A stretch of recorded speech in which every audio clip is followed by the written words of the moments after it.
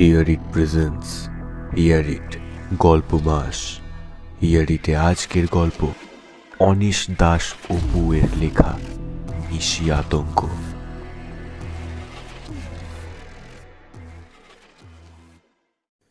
গত গ্রীষ্মে প্যারিস থেকে কয়েক মাইল দূরে সিন নদীর তীরে একটা ছোট বাড়ি ভাড়া করেছিলাম। ওখানে প্রতি রাতে যেতাম ঘুমাতে। কয়েকদিনের মধ্যেই আমার এক পড়শির সঙ্গে খাতির হয়ে গেল। লোকটির বয়স 30 থেকে 40-এর মধ্যে। এরকম অদ্ভুত মানুষের সঙ্গে আগে কখনো পরিচয় হয়নি আমার। লোকটি দাঁড় বাইতে খুব পছন্দ করত। সবসময় তাকে জলের ধারে কিংবা নদীতে দেখতাম। এ লোকের বোধহয় নৌকার মধ্যেই জন্ম। নৌকাতেই হয়তো একদিন তার মৃত্যু হবে। একদিন সিন নদীর তীর ধরে দুজনে হাঁটছি। লোকটির কাছে নদী সংক্রান্ত অভিজ্ঞতার কথা জানতে চাইলাম। হঠাৎ লোকটি উত্তেজিত হয়ে উঠল। তার চেহারার রং কেমন বদলে গেল। বাকপটু হয়ে উঠল সে, এবং প্রায় কবিত্ব এসে গেল তার কথাবার্তায়। তার বুকের মধ্যে একটি জিনিসই শুধু অনুরণন তোলে, একটি বিষয়ই তার যত আগ্রহ এবং অনুরাগ, আর তা হলো নদী। সে আমাকে বলল, আমাদের পাশ দিয়ে বয়ে যাওয়া এ নদীকে নিয়ে কত যে স্মৃতি রয়েছে আমার। আপনারা যারা শহরে থাকেন তারা নদীর মাহাত্ম্য বুঝতেই পারবেন না, কিন্তু একজন জেলের কাছে শব্দটি একবার কেবল উচ্চারণ করে দেখুন। তার কাছে নদী বড় রহস্যময়ী, প্রগাঢ়, অচেনা, কল্পনা এবং মরীচিকার এক দেশ, যেখানে রাতের বেলা মানুষ এমন কিছু দেখে যার কোনো অস্তিত্ব নেই, যেখানে লোকে অদ্ভুত সব শব্দ শোনে, যেখানে অকারণেই একজনের শরীরে উঠে যায় কাঁপুনি, যেন গোরস্থানের ভেতরে সে হাঁটছে। এবং সত্যি এটি এক ভয়ানক গোরস্থান, যে কবরখানায় কোনো কবর নেই। জেলেদের কাছে জমিন সীমাবদ্ধ, কিন্তু রাতের বেলা অমাবস্যার কালে নদী মনে হয় সীমাহীন। সাগরের প্রতি নাবিকদের কোনো অনুভূতি নেই। সমুদ্র মাঝে মধ্যে বেপরোয়া হয়ে ওঠে, তর্জন গর্জন করে, আবার আপনার সঙ্গে ভদ্র আচরণও করে, কিন্তু নদী নীরব এবং বিশ্বাসঘাতক। এটি কোনো ফিসফাস শব্দ করে না, নিঃশব্দে বয়ে চলে, এবং নিরন্তর এই বয়ে চলা আমাকে সাগরের বড় বড় ঢেউয়ের চেয়েও বেশি আতঙ্কিত করে তোলে। স্বপ্নচারীরা ভান করে সমুদ্র তার বুকে নীল দিগন্তকে লুকিয়ে রাখে, যেখানে ডুবন্ত মানুষ বড় বড় মাছেদের সঙ্গে সামনে পেছনে পাক খায়, কিন্তু নদীর রয়েছে কেবল নিঃসীম কালো গভীরতা, যেখানে পিচ্ছিল কাদার মধ্যে পচে যায় লাশ। এর সমস্ত সৌন্দর্য ফুটে ওঠে যখন ভোরের সূর্যের আলোয় চিকমিক করে জল অথবা নলখাগড়ার গায়ে বয়ে যাওয়া বাতাসের ফিসফিসানির সঙ্গে তীরে ছলাট ছলাট বাড়ি মারে। তবে আপনি আমার স্মৃতিকথা জানতে চেয়েছেন। আপনাকে আমার জীবনের একটি অদ্ভুত অভিজ্ঞতার কথা বলবো, যেটি ঘটেছিল 10 বছর আগে। তখন আমি বাস করতাম, এখনও করি, বুড়ি ল্যাফেনের বাড়িতে। আমার ঘনিষ্ঠ এক বন্ধু লুইস বানেট, সে এখন সরকারি চাকরিতে ঢুকেছে বলে নৌকা চালানোর শখ বাদ দিয়েছে। বাস করত সি গাঁয়ে, এখান থেকে 2 ক্রোশ দূরে। আমরা প্রতিদিন একসঙ্গে ডিনার করতাম, কখনো ওর বাড়িতে, আবার কখনো ও আমার বাড়িতে আসতো মেহমান হয়ে। এক রাতে আমি একা একা বাড়ি ফিরছি, বেজায় ক্লান্ত। আমার 12 ফুট লম্বা ভারী নৌকাখানার দাঁড় বাইছি শ্রান্ত দেহে, যেটি আমি সাধারণত রাতের বেলাতেই করে থাকি। কয়েক সেকেন্ডের জন্য থেমে গেলাম। রেল রোড সেতু থেকে 100-2 মিটার দূরে ঘন নলখাগড়ার ঝোপঝাটের ধারে, খানিক দম নেয়ার জন্য। চমৎকার সুন্দর রাত, ঝলমলে চাঁদের আলোয় ঝিলমিল নদীর জল, বাতাস শান্ত এবং মৃদু। এমন চমৎকার পরিবেশে মনের সুখে ধূমপান করার মজাই আলাদা। আমি নদীতে নোঙর ছুঁড়ে দিলাম পাইপ ধরিয়ে টানবার জন্য। নৌকা স্রোতের সঙ্গে ভেসে চলেছিল। নোঙর শাঁ শাঁ করে নিচে নামতে নামতে একসময় দাঁড়িয়ে পড়ল। আমি স্টার্নে ভেড়ার চামড়ার গলিচার ওপর আরাম করে বসলাম। কোথাও কোনো শব্দ নেই, শুধু তীরে ঢেউয়ের বাড়ি খাওয়ার মৃদু ছড়াৎ ছড়াৎ ছাড়া। ওখানে মানুষ সমান লম্বা নলখাগড়াগুলো অদ্ভুত সব আকৃতি নিয়ে দাঁড়িয়ে আছে, মাঝে মধ্যে দোল খাচ্ছে। নদী একদম স্থির ও নিশ্চল, তবে চারপাশের অস্বাভাবিক নীরবতা আমি উপভোগ করছিলাম। সকল প্রাণীকুল, কোলা ব্যাঙ এবং সোনা ব্যাঙ, জলার নৌকো, সঙ্গীত শিল্পী যারা চুপ করে আছে। হঠাৎ আমার ডান দিকে ঘ্যাঙর ঘ্যাং ডেকে উঠল একটা ব্যাঙ। চমকে উঠলাম আমি। তারপর আবার অটুট নিস্তব্ধতা। আমি আর কিছুই শুনতে পাচ্ছিলাম না। আমি ধূমপানে মনোনিবেশ করলাম। স্বভাবে অতিশয় ধূমপায়ী হলেও সেই রাতে ধূমপান করতে পারছিলাম না। দ্বিতীয়বার পাইপে টান দেওয়ার পরেই গাটা কেমন গুলিয়ে উঠল। আর মুখ দিলাম না পাইপে। গুনগুনিয়ে একটি গানের সুর ভাঁজতে লাগলাম। নিজের গলার সুর নিজের কাছেই বড্ড বেসুরো ঠেকল। তাই আমি নৌকার তলায় হাত পা টান টান করে শুয়ে নিবিষ্ট চিত্তে আকাশ দেখতে লাগলাম। কিছুক্ষণ চুপচাপ শুয়েছিলাম। হঠাৎ নৌকাটি দুলতে শুরু করলো। বড্ড অস্বস্তি বোধ হলো আমার। মনে হলো এপাশ ওপাশ ধাক্কা খাচ্ছে।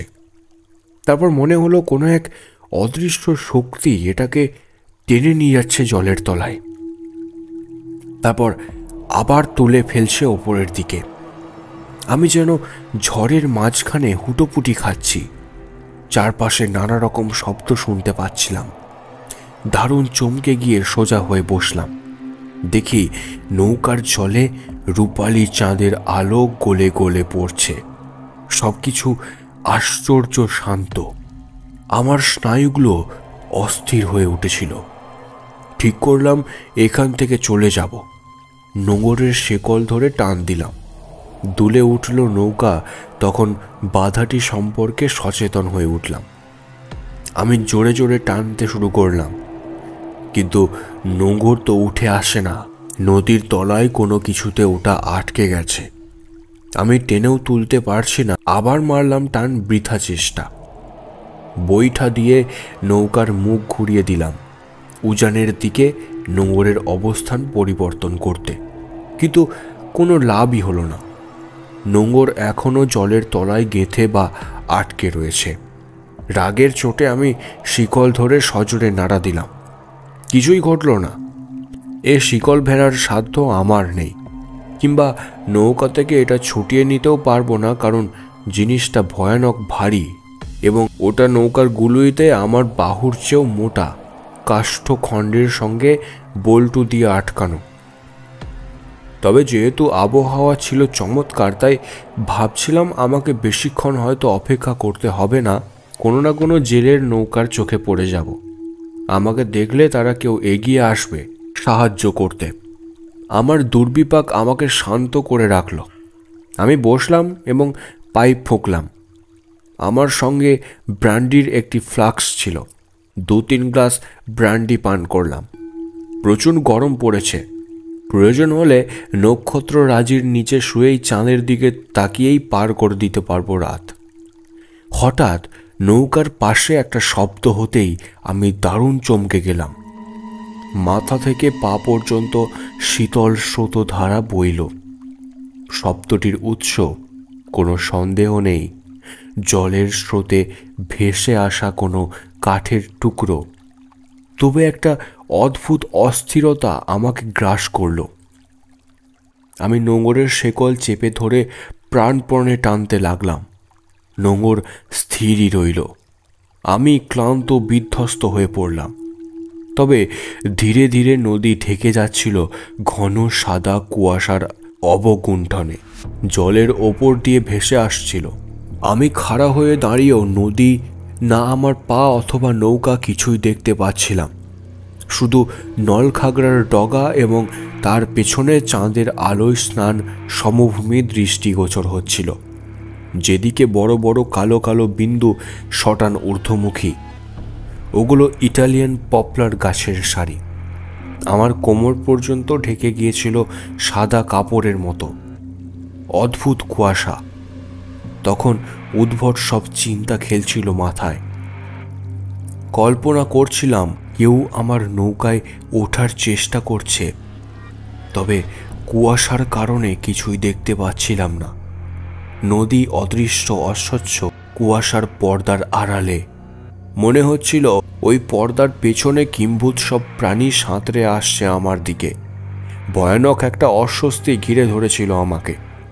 খুলির মাঝখানে শিরশিরে একটা অনুভূতি। নিঃশ্বাস বন্ধ হয়ে আসতে চাইছে। আমার মাথা ঠিকঠাক কাজ করছিল না। আমি সাঁতার কেটে পালাবার কথা ভাবছিলাম। তখনই একটা চিন্তা ভয়ে আমার অন্তরাত্মা কাঁপিয়ে দিল। দেখলাম আমি যেন হারিয়ে গিয়েছি। দুর্ভেদ্য কুয়াশার মধ্যে এদিক সেদিক ভেসে চলেছি লম্বা লম্বা ঘাস আর নলখাগড়ার মাঝ দিয়ে। ভয়ে আমার গলা শুকিয়ে কাঠ। তীর দেখতে পাচ্ছি না, নৌকা খুঁজে পাচ্ছি না। এই কালো জলের অতলে কেউ আমার পা ধরে হিড়হিড় করে টেনে নামাচ্ছে। আমার আসলে আগেই উচিত ছিল সাঁতরে নদীর 500 মিটার পথ পাড়ি দিয়ে নলখাগড়ার ঝোপের মধ্যে উঠে পড়া। ওখানে পায়ের নিচে মাটি থাকতো আমার। তবে আমি যত ভালো সাঁতারই হই না কেন, 10 ভাগের মধ্যে 9 ভাগ ঝুঁকি থাকতো নদীতে ডুবে মরার। আমি যুক্তি দিয়ে নিজেকে বোঝাতে চাইলাম। বুঝতে পারছিলাম আমার ইচ্ছাশক্তি ভয়ের বিরুদ্ধে লড়াই করতে পারবে। তবে ইচ্ছাশক্তির পাশে আরেকটি জিনিস ছিল যেটির মধ্যে কাজ করছিল ভয়। আমি নিজেকে জিজ্ঞাসা করলাম, কিসে ভয় পাচ্ছি? আমার মনের সাহসী অংশ মনের ভীরু অংশকে তীব্র ভৎসনা করছিল। এবং আমি এর আগে এত ভালোভাবে কখনো উপলব্ধি করিনি যে আমাদের মনের মধ্যে বিপরীতধর্মী দুটি জিনিস সারাক্ষণ লড়াই করছে এবং একটি অপরটির ওপর কৃতিত্ব করতে চাইছে। এই নির্বোধ ও ব্যাখ্যাতিক ভীতি আতঙ্কে পরিণত হলো। আমি নিশ্চল হয়ে রইলাম, চক্ষু জোড়া বিস্ফারিত, উৎকর্ণ কান। কিসের আওয়াজ বা শব্দ শুনব বলে আশা করছিলাম জানি না, তবে বোধহয় ভয়ানক কিছু একটা ঘটবে বলে আশঙ্কিত ছিলাম। ওই সময় যদি কোনো মাছ জল থেকে লাফিয়ে উঠত, যা সচরাচর ঘটে, আমি বোধ করি আতঙ্কে অজ্ঞানী হয়ে যেতাম। তবু প্রাণপণ চেষ্টায় আমি আমার বোধ বুদ্ধি সব প্রায় ফিরে পেলাম, যা আমার কাছ থেকে পালিয়েই যাচ্ছিল। আবারও ফ্লাস্কটি তুলে নিলাম হাতে। বড় বড় ঢোকে পান করতে লাগলাম পানীয়। তারপর একটি বুদ্ধি এলো মাথায়। আমি শরীরের সমস্ত শক্তি জড়ো করে পূব পশ্চিম উত্তর দক্ষিণে ঘুরে ঘুরে চিৎকার করতে লাগলাম। গলা যখন পুরোপুরি ভেঙে গেল, চিৎকার করতে করতে চুপ হয়ে গেলাম। পাতলাম কান। অনেক দূর থেকে ভেসে এলো কুকুরের ডাক। আবার ব্র্যান্ডি পান করলাম এবং নৌকার তলায় শুয়ে পড়লাম পিঠ দিয়ে। ঘণ্টাখানেক কিংবা 2 ঘন্টাও হতে পারে ওভাবে শুয়ে রইলাম আমি, চোখ মেলে তাকিয়ে। নানান দুঃস্বপ্ন ঘিরে ধরল আমায়।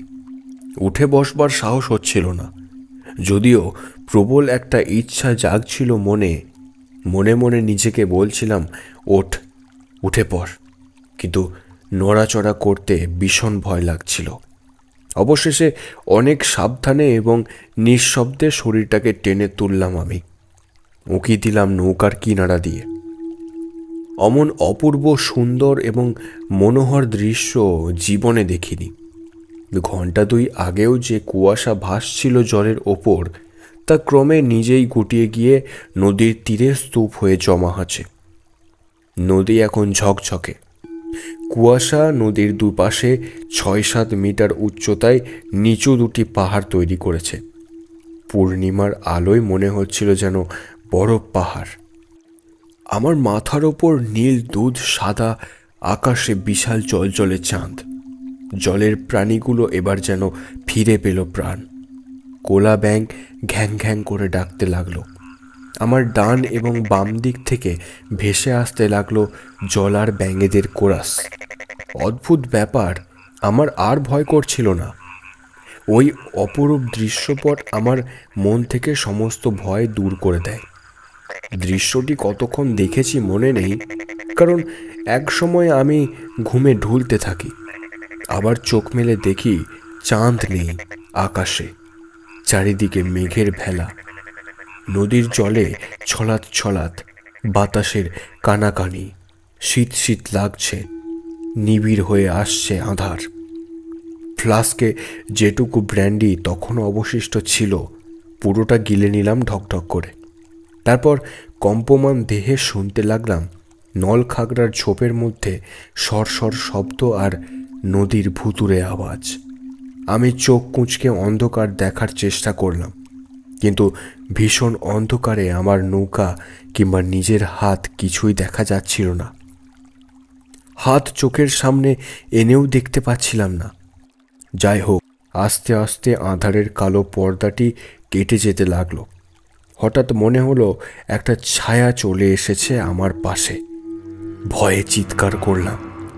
সাড়া দিল একটি কণ্ঠ, একজন জেলে। আমি তার উদ্দেশ্যে হাঁক ছাড়লাম। সে এগিয়ে এলো। আমার অসহায়ত্বের কথা তাকে জানালাম। সে তার নৌকা নিয়ে এলো আমার নৌকার পাশে।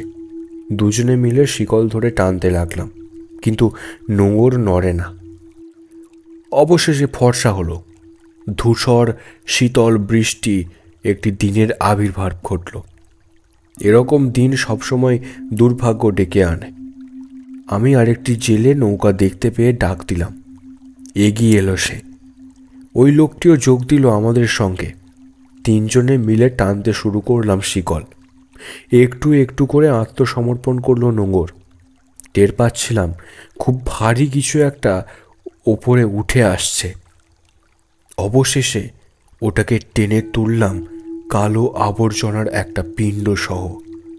আর আবর্জনার পিণ্ডটি হলো এক বৃদ্ধার লাশ, গলায় মস্ত একটা পাথর বাঁধা।